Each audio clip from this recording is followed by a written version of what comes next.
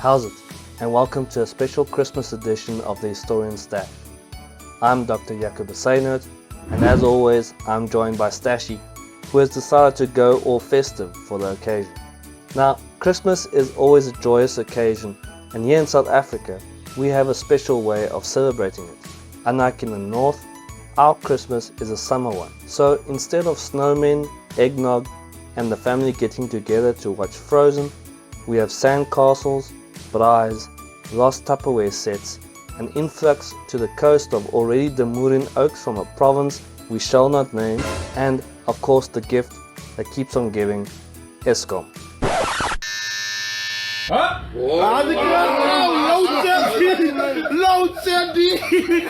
Loadshedding! Christmas is not only a lacquer time for Christians, but because of the Judeo-Christian influence across most of the world, a lot of people get together over December for a good old jaw, albeit for the jaw. Now, I love origin stories. I like to know where festivals and public holidays have their origin, and for me, I am particularly fascinated with the origins of Christmas. We all know that at the center of Christmas is the birth of Jesus, Son of God and God on earth, if you subscribe to the Christian faith. Dear tiny infant Jesus. Hey, sweetie, Jesus did grow up. You don't always have to call him baby. Well, look, I like the Christmas Jesus best, and I'm saying grace. However, not much is known about the birth of Jesus. In fact, other than the Gospel of Matthew, we know very little, other than the fact that such a person, Jesus, did exist. When you say grace, you can say it to grown-up Jesus or teenage Jesus or bearded Jesus or whoever you want. However, one thing we can say with relative confidence is that Jesus was not born on the 25th of December. There's even doubt about whether he was born in Bethlehem, as some historians argue that Matthew deliberately said it was Jesus' birthplace to draw a link to King David. And don't even get me started on the Immaculate Conception part. But as a Christian, it doesn't really matter to me when and where Jesus was born, or how he was born. What matters is that he was born. Dear 8-pound, 6-ounce, newborn infant Jesus. Don't even know a word yet. Just a little infant, so cuddly, but still omnipotent. Now, if Jesus was not born on the 25th of December, why is this the date we stand by every year to celebrate Jesus' birth? Well, the two Chinas usually credited with coming up with the date are Pope Julius I and his successor, Liberius. So the story goes that old Julius picked the 25th of December intentionally in order to take over and replace the popular pagan festival of the winter solstice named Saturnalia after the Roman god of agriculture. Yes! This festival ran for almost a week from the 17th to the 23rd of December. In addition, another festival celebrated the birth of Mithra, the Persian infant god of Sol Invictus, or the invincible sun, which just so happened to be on the 25th of December. In 274 AD, the Roman Emperor Aurelian made sure that Mithra became the patron god of Rome because of its popularity throughout the empire. So it suggested that the church saw benefit in replacing this pagan deity with the Son of God, especially during the winter solstice, which was also celebrated by pagans in other countries such as Germany and England. However, although this is an intriguing theory, old Julius allegedly predates the oldest known record of the Sol Invictus festival being celebrated by a couple of decades. You've got a problem here. So, in the absence of documentation, you could equally argue that the pagans tried to usurp the newly identified birthday of Christ. Now, the Roman Church may be recognized as the original creator of Christmas, but there were some places that were celebrating Christmas at the same time as, or even earlier than the Roman Church. There are documents which prove that Christmas was being celebrated as early as the 4th century in Gaul, which is France, Spain, Constantinople, which is Istanbul in Turkey, Palestine, Italy, and parts of North Africa. Towards the end of the 6th century, Christmas reached Britain and Germany, and by the 9th century, Christmas had reached Scandinavia. During the Middle Ages in Europe, Christmas was apparently a raucous affair, with the Christmas service being followed by drunken chaos and beggars visiting the rich to demand food. Not so different from here in South Africa. They're supposed to be watching out cars, but they're out here jumping on the beach with us. Whoosh! Differently, I'm here to enjoy life. Now, when I was a lighty, I was always scared that Christmas would be cancelled. Turns out that my fears were well founded if you look at history.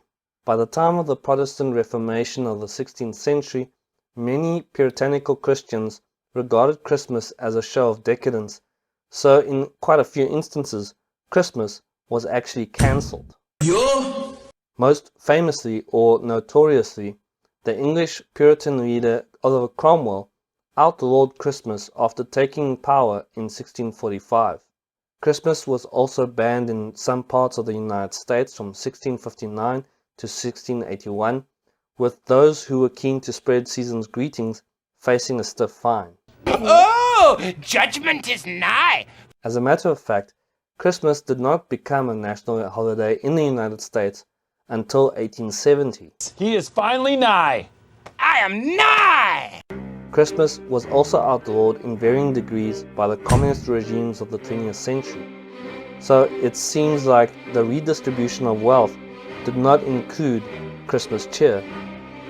Look, I don't want to make waves, but this whole Christmas season is stupid! Now, the Christmas we know in South Africa is largely based on the English model, as in many other former British colonies around the world. The English, in turn, borrowed much from the German tradition because Queen Victoria, the British monarch at the time, was married to Prince Albert, who just so happened to be German.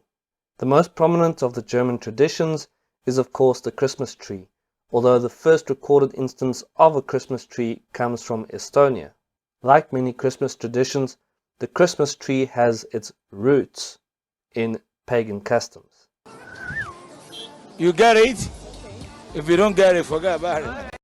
So as you can see, Christmas has a fascinating and diverse history, and while many of the customs and usages do not originate from Christianity, the core message of hope and prosperity is a universal one.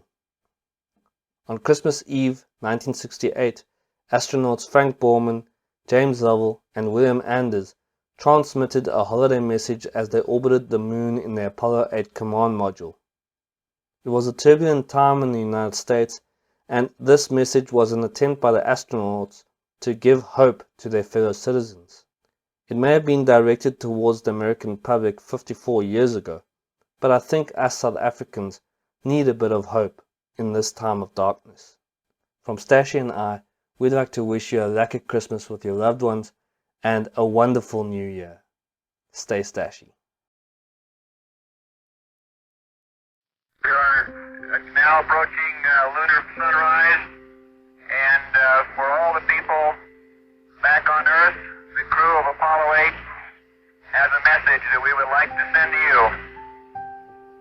In the beginning, God created the heaven and the earth. And the earth was without form and void, and darkness was upon the face of the deep. And the Spirit of God moved upon the face of the waters. And God said, "Let there be light." And there was light. And God saw the light, that it was good. And God divided the light from the darkness. And God called the light day, and the darkness he called night. And the evening and the morning were the first day. And God said, "Let there be a firmament in the midst of the waters. Let it divide the waters from the waters." And God made the firmament, and divided the waters which were under the firmament from the waters which were above the firmament. And it was so. And God called the firmament heaven, and the evening and the morning were the second day. God said, "Let the waters under the heaven be gathered together into one place, and let the dry land appear." And it was so. And God called the dry land earth, and the gathering together of the waters called he seas. And God saw that it was good. And from the crew of Apollo 8, we close with good night, good luck, Merry Christmas, and God bless all of you. all of you on the good earth.